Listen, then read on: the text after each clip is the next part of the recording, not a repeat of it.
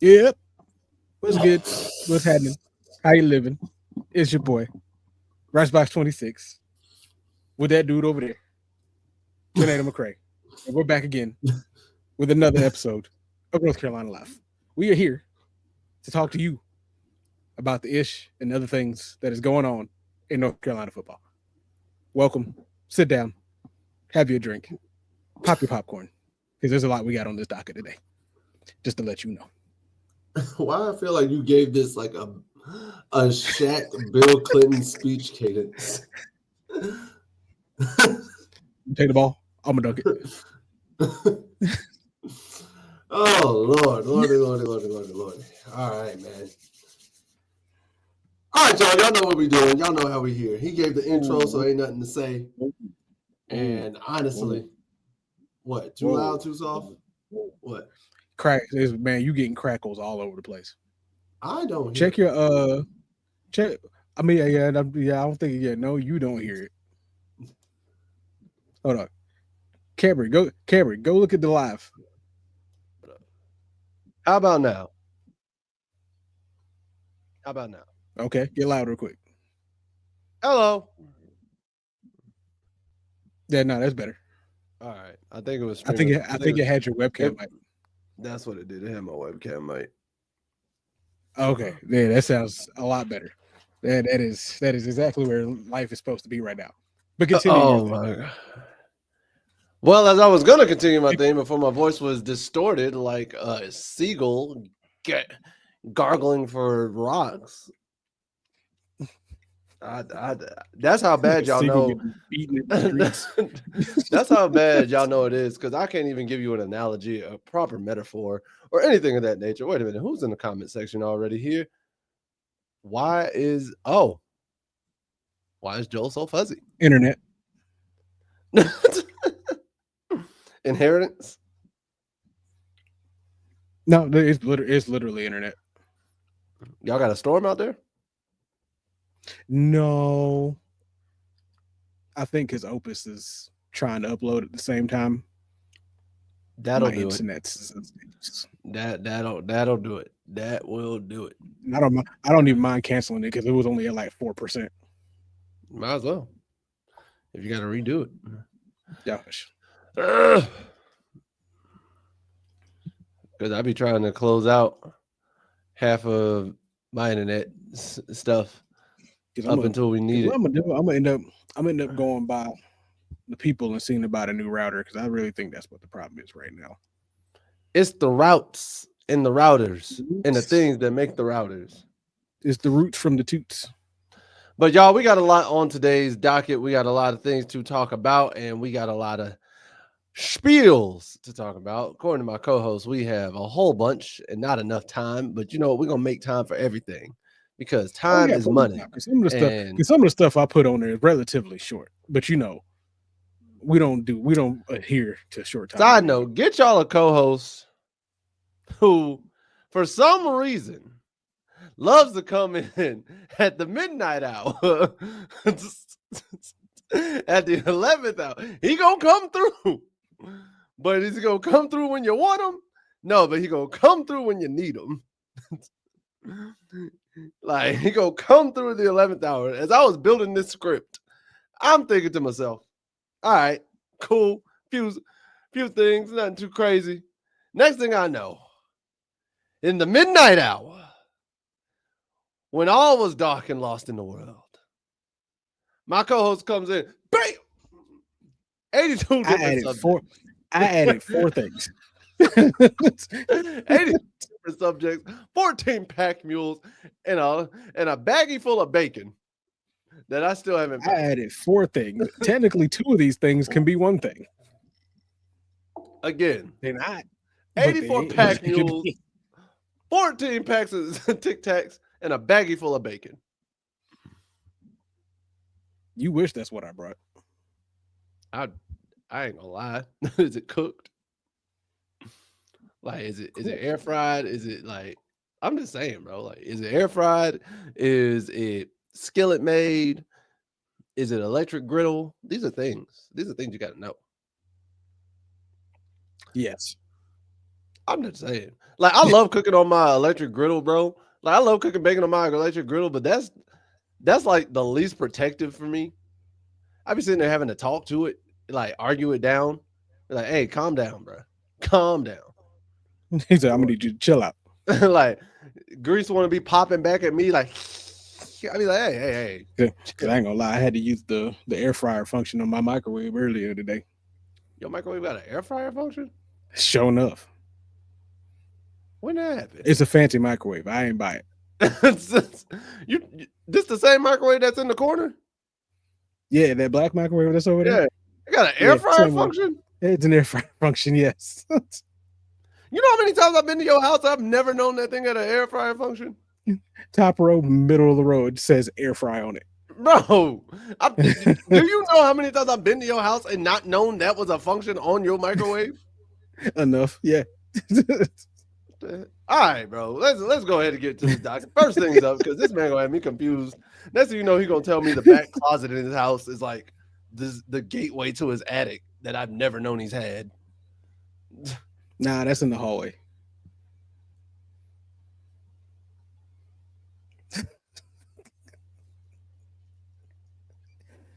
You know that square at the top of the hallway in the roof? That's the gateway to the attic. We're gonna fight Labor Day weekend, just know that. But anywho. Now we fighting Labor Day weekend. We fighting Labor Day weekend. Grab your popcorn. First things up, y'all. So the statistical, and I always say this with disdain, statistical quarterback GOAT in the NFL has some things to tell us about Big Bill Belichick himself and what these players can expect going into playing for UNC, because I thought this was kind of interesting. It came up on my TL and I had to save it, bro. Because I was like, nah, got to see this. Got to see this. You know what I mean? So, because I saw it come across my IG earlier today. I think it was either IG or TikTok, one of the two. Yeah. So here's what he had to say. Ready? Yeah. It's now in college football. Yeah. Bill Belichick at North Carolina. I'm as interested as any. Yeah. You would be the first one I would come to and say, like, what are those players in for? I'm very interested too as well. What they're going to get is obviously the most prepared, the most hardworking coach that I'd ever been around. If you go to that school, you will be prepared to play at the next level. He's going to teach you the right fundamentals, the right techniques. He's going to have a high expectation for you, and you're going to develop a lot. That's what I know.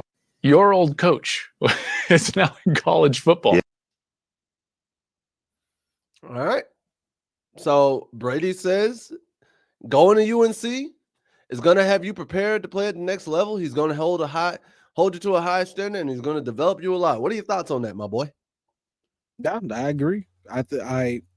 That's been the biggest question mark all off, like basically this whole offseason, this whole spring, that's been the biggest question. What exactly can Bill bring to UNC that we think that they're needing the most? And honestly, knowing his track record and how we've talked about him before, like, Bill Belichick is going to get you prepared for that next level. It is what it is. Like, no matter how you try to cut it or try to slice it, by the time you leave North Carolina, you will be at least business-mindedly prepared for the next level. Or at least you know how to conduct yourself when it comes down to being a professional athlete at that point. So I'm going to say this, and I think this is going to be an interesting aspect of it. Bill Belichick, yes, will have you prepared for the next level, but I'm sitting here and I'm going to play devil's advocate. Is Bill Belichick preparing you for what the next level would be for old school football? And what I mean by that is, okay, we're running, current day, a lot more teams are adapting a college offense, a college style offense in the pros. Whereas back then, early 2000s, late 90s, 80s, and so forth, it was a pro style offense. And Bill Belichick, we know he is a pro style. Yeah, he has shotgun and things like that, but he's still old school in terms of the offense he's run. I don't ever recall him pulling a RPO in the NFL. You know what I mean? Like that wasn't in his playbook in any case, shape, or form. So when you say he's going to develop you and make you ready for the next level, are those players even going to be wanted at the next level? Is what he's developing the players into going to be the landscape of the NFL and offensive landscape going forward? Because you could make the argument of, oh, the Bills just going to have them prepared for two things because they'll already know the college game. They'll already know the RPO type style, and then they'll also be prepared in case they decide to go the pro style. But in my mind, I'm like, if you're a true freshman and you go in, for example, class of 2026, you go, especially as a quarterback, you play for Bill. You play under this pro style for 4 years straight. Then you get to the NFL, and the team you're playing for, the coordinator you're playing for, has been running a college offense, RPO spread offense the whole time. You're not built for that success. You're not built for that system because you haven't run that system at minimum 4 years ago. And if you were in high school running a pro system, you haven't run that for years. So there's the devil's advocate of how is Bill preparing you for success, preparing you for the next level. Now, media-wise, 1,000%. Bill will have you prepare. I'll give you that. Media-wise, you will be NFL trained to how to handle media once you get to the NFL. Like there's nothing that you probably won't see, hear, touch, smell that you hadn't been thrown at that Bill's not going to grill you on. You'll know how to conduct yourself in the media interviews. You know what to say at a press conference. You know how to keep in-house problems. And and I'll also say this, you know how to study film. You ain't gonna go play for Bill Belichick and not study film and not know how to study film and break down film and things of that nature. Right, because I say this because I think the concern offensively is legitimate, but I think this is kind of like a different, but this is kind of a different kind of Bill that we've seen since the NFL. Like we've seen that he's been more open, he's been more willing to have certain interviews about certain things, he's more willing to talk about certain things. I think when it comes to like offensive preparedness for the NFL, I don't think that's going to be much of a problem because at the end of the day, that's Freddie Kitchens' job. If Freddie Kitchens can't get you prepared for the offense from the college level to the NFL level, then Freddie Kitchens is screwed up. Because Bill's going to have you prepared on the defensive end, going from college to NFL. And I know normally that we've seen that he's always ran a pro style offense for most of his career, and he's never done like an RPO type situation. But then again, he's also never had a mobile enough quarterback to run an RPO, or at least not run it well. I'll give Brissett. I say Brissett was. He had Brissett for all of one season, and Brissett was like the third string quarterback. But I'm still saying he could have done it with Brissett. And I'll say this: he did have Tebow for a little bit, and Cam Newton. Yeah, he had both of them. But the bad thing is for both of them, neither one of them were starting quarterbacks. Like Cam was for a little bit, but he wasn't for long enough because he ended up getting injured. So they ended up putting Drake May in over him. It was Drake May, right? What was the Alabama quarterback? It was Drake May? No, the Alabama quarterback. Whose name we forgot forget. I think it was Mac. Yeah, Mac. So he put in Mac because Cam got hurt. And yeah, Mac was a little mobile, but he wasn't mobile enough for you to say this is officially Mac wasn't. I'm not saying Mac was up mobile. Like, I'm not going to tell that lie. and even with Jacoby being a mobile enough quarterback, Jacoby was also a pocket passer. He ain't like to run if he ain't have to. I mean, Cam Newton, you could have pulled it with because we know Cam Newton to be a running quarterback. I mean, Cam Newton was a switch hitting quarterback. Jacoby Brissett is known to be a pocket passer. He's good at scrambling when he needs to. It's like he's basically what Donovan McNabb was to the Eagles. Like Donovan wasn't a running quarterback, but he was a good scrambling quarterback when he needed to scramble.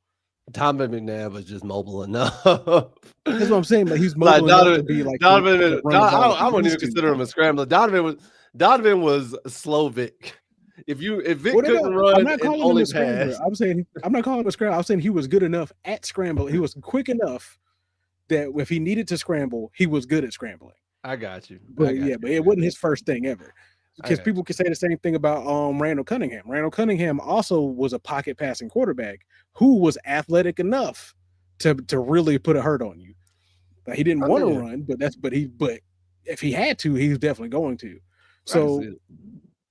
So now I think with the situation of now with Drake May in New England, had Bill had stayed in New England for another year having Drake May, you might have seen a more open, more willingness to do kind of like a read kind of situation, because Drake May can move well enough to make a read option work. I don't know if he would have done it. I don't think he would have. I don't think he would have done it. I don't think he would have established it. I think he would have been more willing to if the situation called for it. But he's not going to have a full out read. He's might going to have 3 or 4 plays where he does a read, and that's about it. And you may see them once every 6 weeks. Like Bill's the type of guy who when Philly had the Wildcat in 2009 and then everybody incorporated a Wildcat in 2010, Bill didn't want to incorporate a Wildcat until like 2015. He's like, maybe we could do it. He's like, we might do this. Like Bill, if he stayed in NFL, you'd see him run a read anything in those situations where you were expecting him to do something else. In those real wild, it's the last 3 minutes of a game. You know what? We're already winning. Let's try something real quick. You may see it that one time, and you'll never see it again the rest of the season.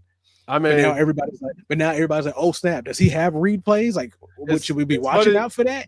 It's funny that you say that, because remember that Super Bowl they lost to the Eagles. They did that was when they ran the quarterback pass to Brady, and Brady dropped it. And I ain't gonna front, all of us. I don't care. Nobody saw that coming. I don't care who you are, myself included. When I saw Brady leak out for the pass, I said, "Oh wow, New England pulled." I said New England pulled that running anything. Y'all had Brady running any distance. It's crazy. It's the fact that Brady ran a route and was the actual intended target. This wasn't he just happened to be open. No, he is the receiver we're throwing to. That's why he was open, because nobody's gonna think Tom Brady's catching a pass. Are you serious? I sat there looking at it. I was like, well, if there's ever a time you're going to pull out a wild play like that. Listen, it was going to be one of the slowest touchdowns you had ever seen. Hey, the Super Bowl is the time to pull out a play like that, because there was no way in God's green earth. And then Brady just had to go in. And from what I heard, I think they're incorporating more shotgun and more pistol in this offense. So you're probably gonna see a lot more read, and that particular thought process runs into something else we're gonna talk about a little bit later. That has to be Freddie Kitchens, because Belichick calling a pistol offense just don't even sound right. Like I said, and I think at the end of the day, it's like this is up to Freddie Kitchens. This is up to the offense coordinator. Like Bill's probably overseeing it. It's like, okay, I don't really like this play selection, but overall, Bill don't even like the formation. Being in landscape. With it being a whole new landscape for Bill with college football, I think he's waiting. I think he's going to let somebody who's been here just a little bit longer just start running some reins until he gets more of a feel. And then you're going to probably see him start tightening up when it comes down to like who's making calls and who's doing this and who's doing that. Makes sense. So, yeah. So I can agree that at least when it comes down to preparation, you're going to be prepared. They're going to be prepared. You're going to be prepared, but does your offensive play style is what you're prepared under going to translate based off the time of the NFL?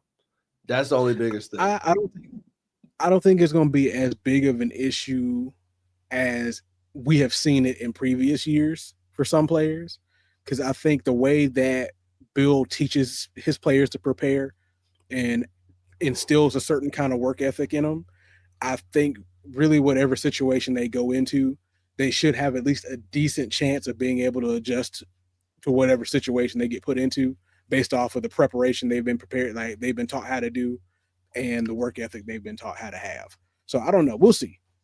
We'll see. So yeah, we'll see on that.